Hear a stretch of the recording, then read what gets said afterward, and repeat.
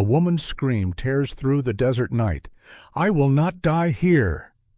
Sand burns her hands as she claws forward, blood staining the earth beneath her. The stars above watch in silence, but something stirs in the shadows. A lone figure steps into the moonlight, his eyes sharp, his steps silent. Who hears a cry in a place where no one should? And what kind of man risks everything for a stranger's life? Stick with me, because this story of courage and redemption will keep you guessing until the very end. Picture a land where the earth breathes stories. We're in the heart of the Navajo Nation. Arizona, back in the 1880s. Red cliffs rise like giants, carved by time, glowing under an endless sky.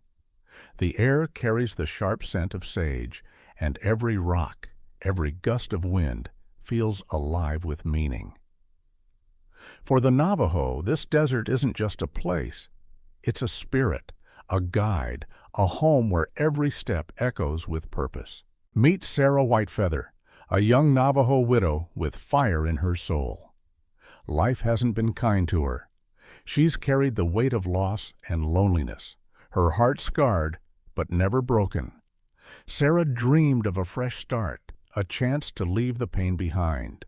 But that dream led her straight into a trap, betrayed by the one person she thought she could trust.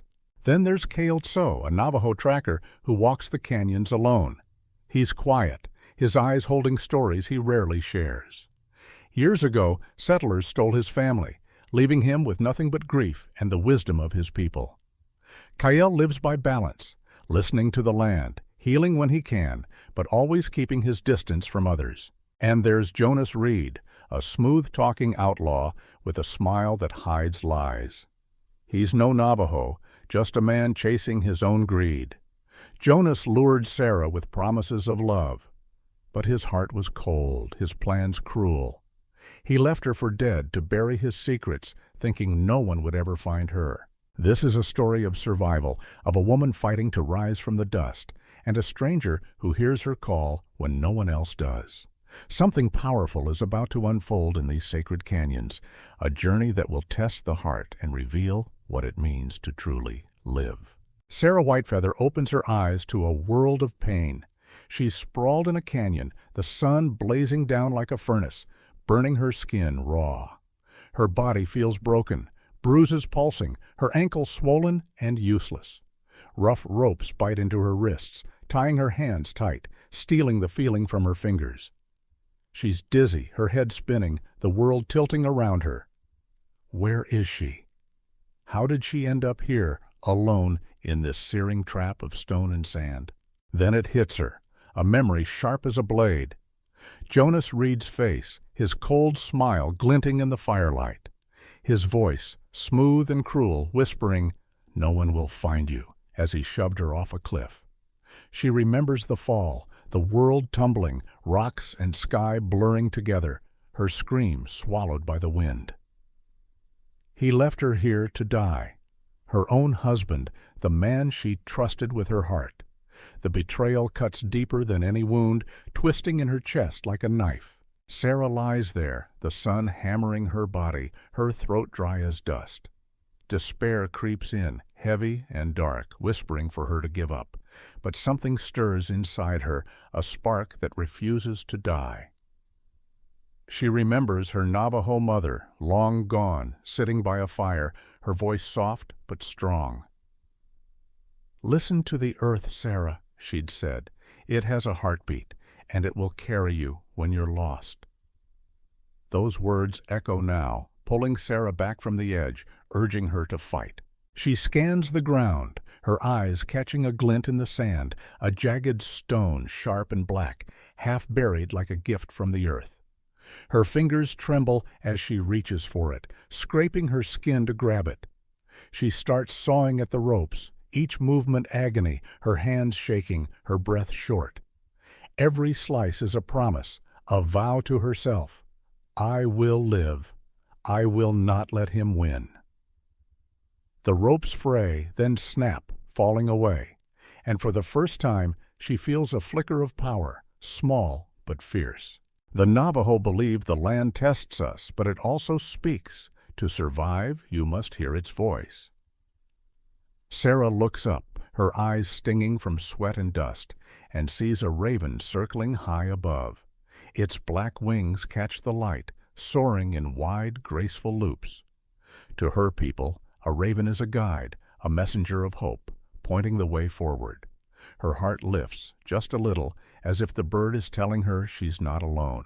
Night is coming, the air cooling, but Sara knows she can't stay exposed. She drags herself forward, her good leg pushing against the hot sand, her bad one trailing, useless and heavy. Every inch is a battle, her muscles screaming, her skin scraping on rocks. She aims for a cave she spots ahead, its dark mouth promising shelter. Her nails dig into the earth, her breath ragged, but she keeps moving, driven by that spark inside her, growing into a flame. By the time she reaches the cave, stars are waking in the sky, bright and cold against the black. Sara collapses against the cool stone, her body trembling, her strength gone. She looks up, her chest heaving, and whispers to those stars, "I am still here." It's not just a statement, it's a challenge, a cry to the universe that Sara Whitefeather is not done fighting. She closes her eyes, exhausted but alive, her heart beating in time with the land, ready for whatever comes next. A soft drumbeat echoes through the canyon, like the pulse of the earth itself. Kael Tso moves silently across the sand, his boots barely touching the ground. He's a Navajo tracker, his senses sharp from years alone, reading the land like an open book. The stars guide his path tonight, but it's a faint cry that stops him cold, a sound so raw it cuts through the quiet. He tilts his head, listening, his dark eyes scanning the shadows. Somewhere out there, someone needs him. Kael follows the sound, his steps quick but careful, his hand resting lightly on the knife at his belt. He knows these canyons, every twist and curve, but he also knows pain when he hears it. His own heart carries scars, deep ones. Years ago, settlers raided his home, stealing his wife and young son in a flash of fire and blood. Kael survived, but part of him didn't. Now he wanders, living on the edges of his Navajo community, guided by their teachings of balance, a way to find peace in a world that's often cruel. That cry pulls him forward, a call he can't turn away from. He finds her in the cave, a crumpled figure against the stone. Sara Whitefeather is barely conscious, her face pale, her breath shallow. Blood stains her torn dress and her eyes flicker with fear and defiance. Kael kneels beside her, his movement steady, like he's done this before. He pulls a leather flask from his side and lifts it to her lips, letting water trickle into her mouth. She coughs, then drinks, her hands trembling as she grips his arm. With gentle hands, he crushes herbs from a pouch, mixing them into a paste, and presses it onto her wounds. The sting makes her wince, but his touch is sure, his eyes guarded, watching her closely. Sara stares at this stranger, her mind racing. Who is he? Why is he here? Her voice cracks as she speaks, weak but sharp. Why help a stranger? You don't know me. Kael pauses, his hand still, then meets her gaze. The wind carried your voice, he says simply. I could not ignore it. His words hang in the air, quiet but heavy, like they mean more than they say. Sara wants to argue, to push him away, but exhaustion wins. She lets him work, her body too tired to fight, her heart too curious to shut him out. Kael lifts her carefully, his arms strong but gentle, and carries her through the canyon. They move under the stars, the night cool against their skin until they reach a hidden alcove tucked between towering cliffs. The walls are etched with petroglyphs, ancient Navajo symbols of warriors and spirits glowing faintly in the moonlight. This place feels sacred, alive, like it's watching them. Kael sets Sara down on a woven blanket, propping her against a smooth rock. He builds a small fire, its crackle filling the silence, casting shadows that dance across the stone. As dawn creeps over the cliffs, Kael stands and faces the rising sun. He murmurs a prayer, his voice low, thanking the holy people for guiding him to Sara. The words are Navajo, soft and rhythmic, a song of gratitude to the spirits that watch over the land. Sara listens, her chest tight, feeling the weight of this moment. She's never seen someone so connected to the world, so at peace in its vastness.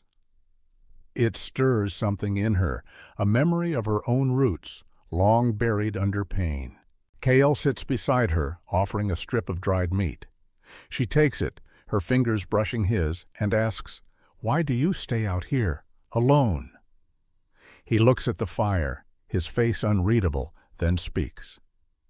"The land keeps me honest. It asks nothing, but gives everything." He tells her a story, his voice steady, about the hero twins, Navajo brothers who faced monsters with courage and wisdom. "They didn't fight to win," he says. "They fought to protect. That's what matters." Sara hears the pain behind his words, the loss he carries, but she also sees kindness, a light he hides but can't extinguish. She studies him, this man who appeared from nowhere, who chose to help when he could have walked away. Her fear lingers, a whisper in her mind, but something else grows too, a cautious trust, fragile as a new flame. The alcove feels safe, the petroglyphs like guardians around them. Sara leans back, her body aching but her spirit waking. Whatever comes next, she knows Kael Tso is part of it. And that thought, strange and new, keeps her holding on. The sun climbs high, casting sharp shadows across the canyon. Sara's strength is returning, her ankle less swollen, her steps steadier. She and Kael move through the alcove, packing their few belongings, ready to find a safer path. But something feels off. Kael stops suddenly, his eyes narrowing as he kneels by a patch of sand. His fingers trace fresh hoofprints, deep and uneven, carved by heavy horses. He looks up, his face tight. "They're close," he says, his voice low. "3 riders. They're hunting you." Sara's heart lurches. Jonas Reed, her betrayer, isn't done with her. Kael explains in a hushed tone. Jonas and his men think Sara knows the location of their secret hideout, a stash of stolen gold. If they find her, they won't hesitate to kill her to keep her silent. The words hit Sara like a stone. She thought she'd escaped Jonas's cruelty, but now he's tracking her, determined to finish what he started. Fear grips her, but anger burns hotter, a fire in her chest that won't let her run. Kael's gaze shifts, his eyes darkening as he studies the tracks. He recognizes one set, the mark of a horse with a crooked shoe. His jaw tightens, and for the first time, Sara sees something raw in him, a flicker of rage. He tells her, his voice barely steady, that one of the outlaws is the man who led the raid that killed his wife and son years ago. The memory haunts him, a wound that never healed. Now fate has brought his enemy close, and Kael's hands tremble, torn between his Navajo teachings of balance and a deep aching need for vengeance. Sara feels the weight of his pain, but she's ready to fight. "We can face them," she says, her voice firm, her eyes blazing. "I won't let Jonas win." Kael shakes his head, his expression heavy. "Anger clouds the heart," he warns. "It blinds you to the path." He pulls a small knife from his belt, its handle worn but strong, and hands it to her. "Learn this for protection, not revenge. A warrior fights for life, not death." His words carry the wisdom of his people, a reminder that true strength lies in choosing what heals, not what destroys. They sit by the fire, and Kael teaches her to hold the knife, guiding her hands with care. Sara's fingers are clumsy at first, the blade heavy, but she listens, mimicking his movements. He shows her how to stand, how to shift her weight, his voice calm but urgent. "The land will guide you," he says, "but you must be ready." Sara practices, sweat beading on her forehead, her muscles aching. She feels stronger, not just in body, but in spirit, as if the knife is an extension of her will to survive. As they prepare to leave the alcove, Sara's foot catches on something in the sand. She bends down and brushes the dust away, her breath catching. It's a locket, small and silver, glinting in the sunlight. Her mother's locket, the one Jonas stole when he betrayed her. Her fingers close around it, her heart pounding. "He was here," she whispers, her voice shaking. The locket means Jonas is closer than they thought, his shadow creeping nearer with every moment. She clutches it tight, a piece of her past, a reminder of why she's fighting. Kael scans the cliffs above, his hand on his bow, his eyes sharp. The air feels thick, charged with danger, the canyon holding its breath. Sara slips the locket into her pocket, her resolve hardening. They need to move, to find safety before Jonas and his men close in.